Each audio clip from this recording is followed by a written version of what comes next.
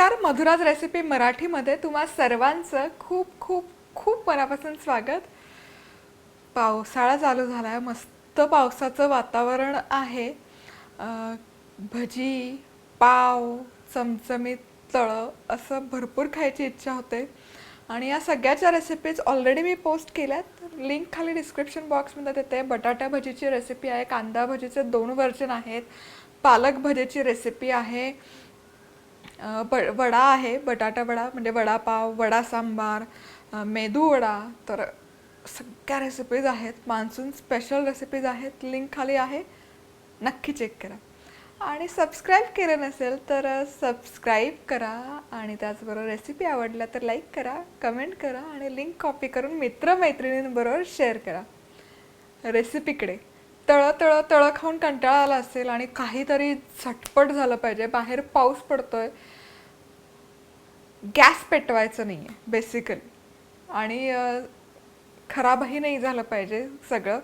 तर अशा वेळेस काय बनवायचं, अशा वेळेस चिवडा बनवायचा, कच्चा चिवडा बनवायचा. हाताशी जे साहित्य असतं त्यामध्ये हा चिवडा बनवून होतो आणि कमी मेहनतीत, आणि तो लागतो तितकाच रुचकर, चमचमीत, झणझणीत.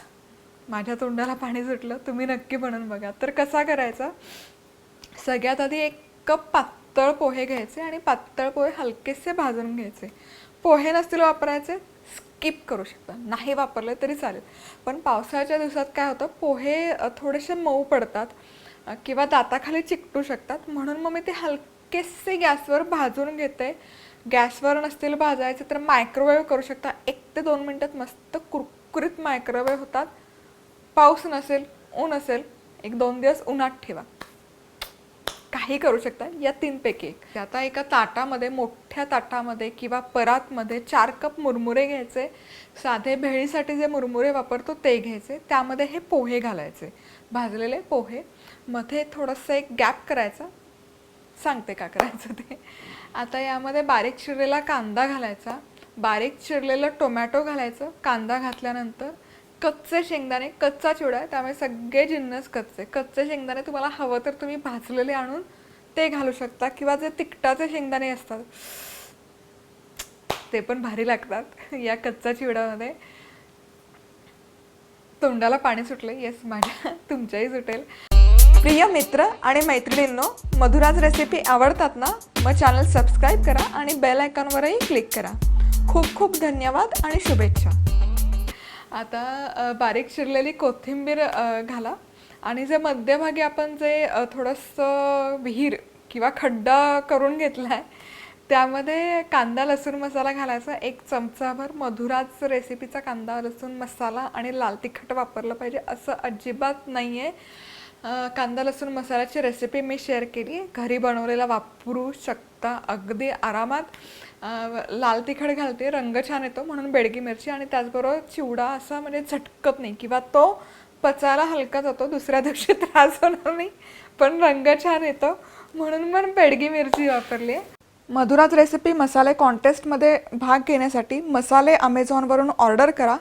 मसाले कसे ऑर्डर करायचे याची लिंक खाली डिस्क्रिप्शन बॉक्समध्ये दिली आहे. मसाले ऑर्डर केले की ऑर्डर नंबर madhurajrecipe@gmail.com वर कळवा आणि जिंका भरघोस बक्षिसं. मीठ घालायचं चवीपुरतं आणि 1-2 ते 3 चमचे तेल, थोडंसं जास्त घालायचं. 2 ते 3 चमचे कच्चं तेल, गरम केलेलं तेल घालायची गरज नाही. आणि अर्धा लिंबाचा रस घालायचा, अर्धा किंवा 1 लिंबू, तुम्हाला कितपत चटपटीत आवडतं त्या अंदाजाने. आता हे सगळं मिक्स करून घ्यायचं चमच्याने व्यवस्थित. सुके मसाले आणि मुरमुरे, चिवडा, कांदा, टोमॅटो मस्त एकजीव होईपर्यंत मिक्स करून घ्यायचं. झाला कच्चा चिवडा तयार, सिंपल. सर्व करताना तसाच करू शकता किंवा वर आणखी कांदा टोमॅटो घालू शकता आणि शेव भुरभुरू शकता. म्हणजे ऑफकोर्स तुम्हाला कितपत फॅन्सी करायचं ते तुमच्या इच्छेप्रमाणे, आवडीप्रमाणे करू शकता. पण मला विचाराल तर मला शेव बिव घालायला आवडत नाही, तसाच छान लागतो, म्हणजे जीभ खवळते. हा चिवडा खाल्ला ना की जीभ खवळते. तुम्ही नक्की बनवून बघा, झटपट आहे, वीकेंडसाठी, वीकडेजसाठी, आदल्या वेळेत खाण्यासाठी. आणि मेन म्हणजे अनहेल्दी नाही म्हणू शकत, म्हणजे फ्राईड खातो आपण वडा बिडा तसं नाही पडत, बऱ्यापैकी पौष्टिक नाही म्हणू शकत, मध्य मिडल कॅटेगरीमध्ये. तर नक्की बनवून बघा. बनवून पाहिले तर फोटो शेअर करायला विसरू नका, लाईक आणि कमेंटही करा. तर आज वेळात वेळ काढून तुम्ही ही रेसिपी पाहिल्याबद्दल तुम्हा सगळ्यांचे खूप खूप खूप मनापासून धन्यवाद. पुन्हा भेटूयात अशाच एका छानशा रेसिपीवर. तोवर मस्त राहा, खुश राहा, आनंदी राहा आणि सगळ्यात महत्त्वाचं खात राहा.